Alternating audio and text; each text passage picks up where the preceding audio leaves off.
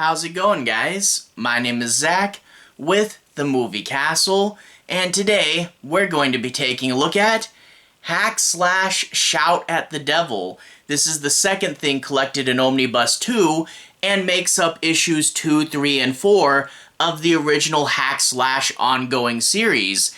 And overall, I really did like this, giving us a longer story, taking advantage of Hack Slash being an ongoing series, and really just letting that make the story big and epic in scale, but also giving us time with our characters to develop them, taking time where we need to and building big when we can. It really is something that is good to have an ongoing series for, and it's good to see Hack Slash taking advantage of it. In this story, we get a rock and roll band that is worshiping the devil, and that will include getting to go to this sort of fantasy slash Lovecraftian horror place. It's a pretty cool, big, and epic idea.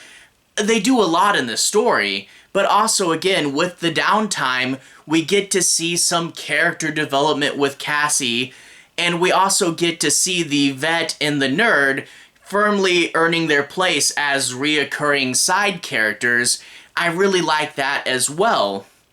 Overall, some cool ideas, interesting and different. And yeah, it is a little different from the slasher stuff that the series was built on, but I guess, Pinhead's kind of a slasher character, and there's a few things that vaguely touch at that.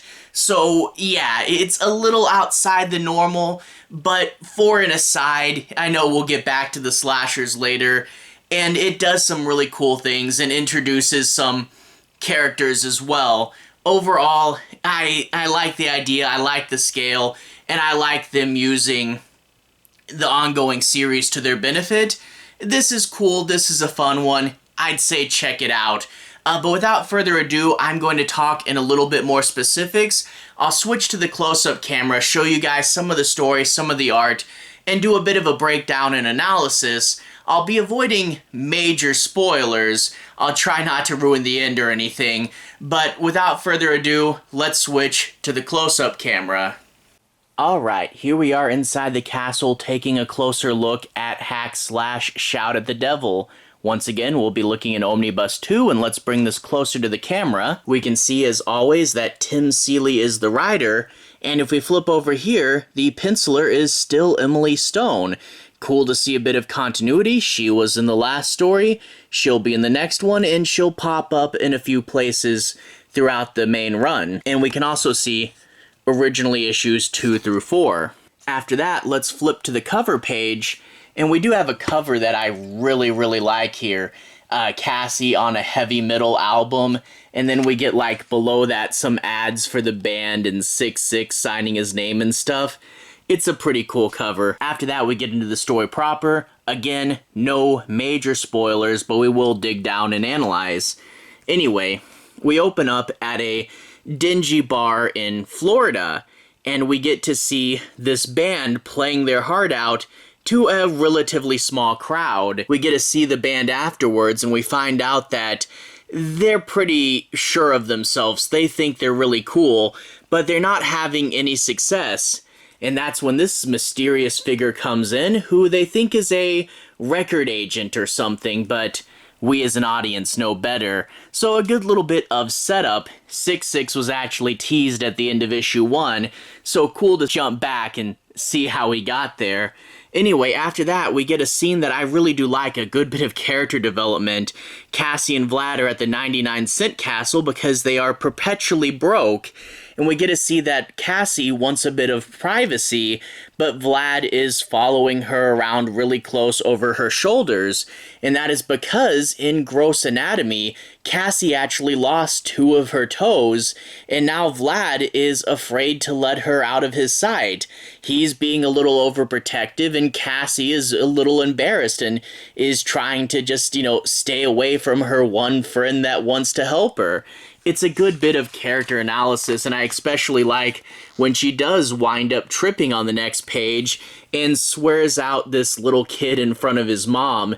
And I also do like he has a little Hulk toy, And we can see over here that the little kid is actually holding out his Hulk toy for Vlad, in the idea that, he actually likes how Vlad looks and is nice to him. It's just a little bit in the background, but I really do like that. But anyway, the vet and the nerdy guy from Land of Lost Toys are going to give Cassie a call and talk about how there's a band who has fans that start to go missing, and Cassie, wanting to get out of there, is going to take this job and figure out what's going on. But I really do like these two. The idea that he was just a nerd and now he has a beautiful girlfriend, but also, he gets to be kind of like Bobby in Supernatural and try to figure things out, be the guy at the computer. And he even drops the title of the book saying he wants to make a hack/Inc. where he can organize people on the internet. He gets to do the title drop. That's pretty cool, even though Cassie thinks it's a stupid idea. Anyway, in Florida, they go to see the band and they meet this girl named Georgia, who is a local stripper who quickly befriends Cassie and Vlad, giving them something to eat, and talks about the band and its fandom. And we also get this local woman protesting Acid Washed because of their satanic influence. And well, normally you think, oh, that's just a bit of paranoia, but not the case with Acid Washed. I really do love this double-page spread. You get to see that 6'6", the front man, gets to stay relatively normal, and all his bandmates are kind of undead. And we get to see as he brings them back to life, he starts to quote actual heavy metal songs in his incantation. I think that's a really fun bit there. We also do get a bit where this one girl was like their biggest fan, and she's kind of an older rocker girl, but they don't really associate with her now. And, you get to see her kind of in the crowd going, I knew them before they were famous, and now they just kind of ignore her. But eventually Acid Wash does go on stage, they sing some songs, and then we get a moment where the singer says something strange about wanting the pure ones in the audience, and he does a spell that mind controls all the virgins, which include Cassie and Vlad, and they get taken to a secret room under the stage. But poor Vlad, they don't really want him. And this will lead to kind of a bit of character moment and a little bit of a funny story for Vlad when he calls the nerdy guy and explains the situation, and they say, well, Vlad, we need to find you a girlfriend because we don't want that spell to work on you again in the future. And that is one thing with Vlad, and how can he relate always being kind of an outcast, and well, now he has to kind of figure out a way. And it's like they would try to help him out more, but they are just thousands of miles away, so what can they do? How can they help guide him over the phone? But yeah, it's a fun bit, and we get to see some development with Vlad there. But anyway, with Cassie, we get her and Georgia waking up in this other world, and I really do like how dark and creepy this other world is, and we get to find out, yeah, what they've been doing to these people is super messed up. We get lots of fun moments, like getting to see what these monsters look like, and they have like this staff that zaps them and stuff. It's really cool. A bit of fantasy, a bit of dark, heavy metal stuff, but I also really like, you get this guy who's kind of a fan favorite character, this dog. Well, he's not really a dog, he's a lower hell beast, I think he says, and he says, I'll tell you what's going on here if you give me petting. And I really do like that. It's like, hey, I'm just a dog, I just want to be pet, ignore my creepy demon face, okay? But that's a fun way for them to get information. But also one of these things that this issue discusses, and nowadays this would be like a special issue and it would take up all 22 pages of the book, but here we only get 2. But Georgia asks Cassie why she's still a virgin, because, she's really hot. You think she would have been with someone by now. And we get her talking about how she really isn't comfortable around a lot of other people, and she's like, I guess I like guys, but they always make me feel weird.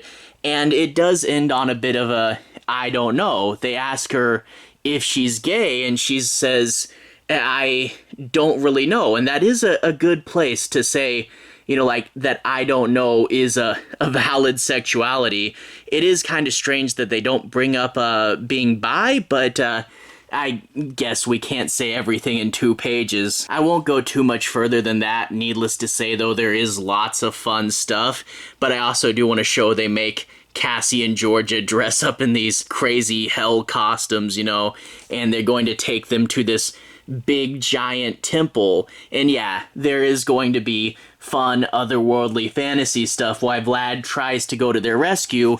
And also in the real world, we still have 6-6 running around, and I do like that he has to keep his other bandmates inside giant boxes as they kind of like literally ship them. That's pretty cool.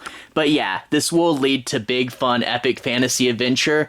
It is a really cool story, and I really do like it. Again, using those extra pages to build on the scale of the story, but also have the quieter moments. It's pretty cool, and I can't wait to get to more. Anyway, to everyone who's watched so far, thank you for watching. To everyone who's liked and subscribed, thank you. You really are helping the channel out. I'll leave a relevant playlist on the bottom. This should be my hack slash playlist, where you should be able to find my reviews for a lot of the past entries of this series. Anyway, have a good day. I'll see you guys again very, very soon. Relevant playlist on the bottom. Have a good day now.